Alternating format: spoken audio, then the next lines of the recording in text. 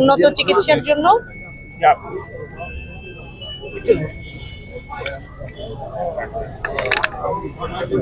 দীর্ঘ আন্দোলন অডিও পাচ্ছে না ফল আপনাদের সফল অডিও পাচ্ছেন না একবারে কেউ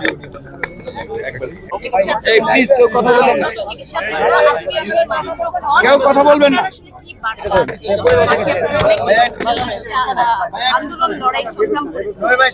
দেখেন, একটা জটিল শারীরিক অবস্থা নিয়েই আমাদের নেত্রী আজকে চিকিৎসার জন্য বিদেশে যেতে হচ্ছে।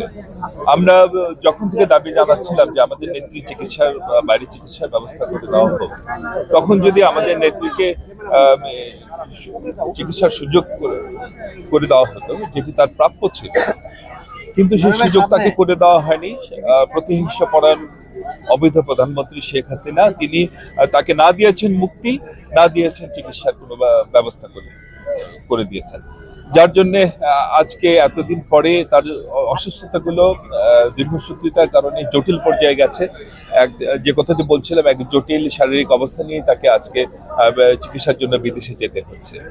আমরা আজকে আমাদের সারা দেশের 16 কোটি মানুষের কাছে অনুরোধ জানাবো যে মানুষটি তার স্বামীকে হারানোর পর তার সংসার, তার সন্তানদের রেখে রাজপথে এসে দাঁড়িয়েছিলেন এদেশের মানুষের অধিকার আদায়ের জন্য, এবং 9 বছর যিনি আপসহীন লড়াই করে তিনি বাংলাদেশে গণতন্ত্র এনে দিয়েছিলেন, এবং পরবর্তীতে যিনি সারা বাংলাদেশের প্রতিটি গ্রামকে একটা যোগাযোগ নেটওয়ার্কের মধ্যে এনেছিলেন, যে মানুষটির কারণে আজকে বাংলাদেশের লক্ষ লক্ষ মেয়েরা বিনা পয়সায় লেখাপড়ার সুযোগ পেয়ে নিজের পায়ে দাঁড়িয়েছে। সেই মানুষটি, যে মানুষটি দেশের 16 কোটি মানুষের দুঃখে কেঁদেছেন, সুখে হেসেছেন, সেই মানুষটি আজকে চিকিৎসার জন্য যাচ্ছেন। আমরা জানি না আমাদের নেত্রীর কি হবে। আসুন, আপনাদের কাছে অনুরোধ জানাই, মানুষটির জন্য আসুন, আমরা সবাই মিলে দোয়া করি যেন তিনি আবার সুস্থ হয়ে আমাদের মাঝে ফিরে আসতে পারেন। এদেশের 16 কোটি মানুষের মাঝে 16 কোটি মানুষের নেত্রী যেন ফিরে আসতে পারেন। আসুন, আমরা সবাই মিলে আজকে ওনার জন্য দোয়া করি। এটাই আজকে আমাদের, যদি অনুভূতির কথা বলেন, এটাই আমাদের অনুভূতি। আজকে আমরা মন থেকে দোয়া করব, মহান আল্লাহ তাআলা যেন তাকে সুস্থ করে দেন এবং তিনি যেন আবার সুস্থ হয়ে আবার আমাদের মাঝে ফিরে আসেন।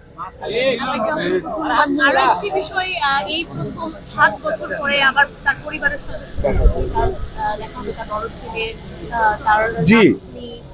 তার পুত্রবধূ, ওইখানে আসলে কি ধরনের একটা দেখেন, জনাব তারেক রহমান, যিনি যার পিতৃভূমি ছেড়ে আজকে বছরের পর বছর ধরে শত শত কিলোমিটার, হাজার হাজার কিলোমিটার দূরে অবস্থান করছেন, যিনি তার একমাত্র ভাই, তার আদরের ভাইটিকে মুক্তি পর্যন্ত দেখতে পারেননি এই শেখ হাসিনার প্রতিহিংসার শিকার হয়ে, তার মা বারবার জীবন মৃত্যুর সন্ধিক্ষণে গেছেন, তাকে সারাক্ষণ ততস্থ থাকতে হয়েছে কখন কোন দুঃসংবাদ শুনতে হয়। ভালো লাগছে যে আজকে মা তার সন্তানের কাছে যাচ্ছেন, সন্তান মাকে ফিরে পাচ্ছেন। আমরা আরো খুশি হব যদি মাকে পরিপূর্ণ সুস্থ অবস্থায় সন্তান দেখতে পারেন। আমরাও দোয়া করছি যেন সন্তান তার মাকে সুস্থ অবস্থায় পান, এই দোয়া আমরা করছি। ধন্যবাদ। নিঃসন্দেহে বিএনপি